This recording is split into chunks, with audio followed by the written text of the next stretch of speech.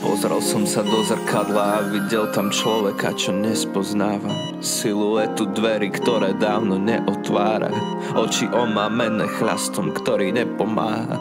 Ústa programované na pokyn neodvrávaj. Identitu zlomenú na tmavé črepiny. Intelekt, čo ju dokopy zlepiť nedokázal. Srdce pochované pod metrami zeminy. Vedomie si vedomé, že prázdno neodchádza. V strede schránky, ktorá nesie ich je dýka. Kreslí bolesť a telo ju v sebe prechováva. Neistý, či žije, alebo len dýcha. Myseľ zabudla, čo znamená sa neobávať. Chaos.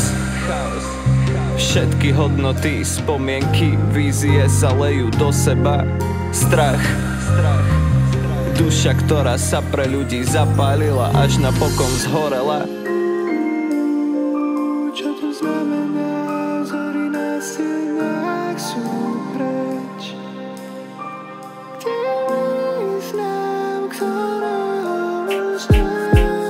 Je čas pozrieť sa na realitu bez zábran. S mojou mysľou som vo vojne, ktorú prehrávam. Skrýva sa za pretuchy, pre ktoré nespávam. Pripútam k posteli a ja z nej nevstávam, lebo nezvládam človeka, čo by som mal milovať, budovať a chrániť, teraz neznášam. Biela vlajka ready, je ťažké to nevzdávať. Krok za krokom destinácia je neznáma. Sabotujem vzťahy, aby som ich ochránil. Miloval som ich, no aj tak som ich odstránil. Potom horím hnevom, keď sa ich zrak odvráti. Žijúci paradox samého seba poblázním.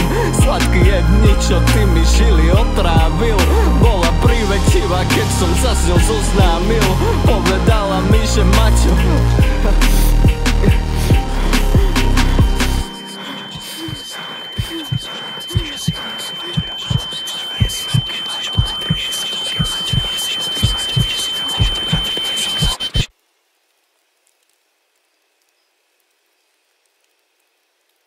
už to nie som ja.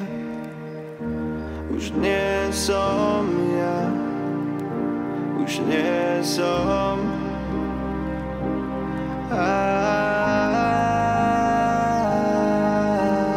Pocity, bolesť, radosť, láska, utajiť, schovať, zmenšiť, strácať. Ďakujem Bože za tú šancu, čo mi dávaš, dovoliť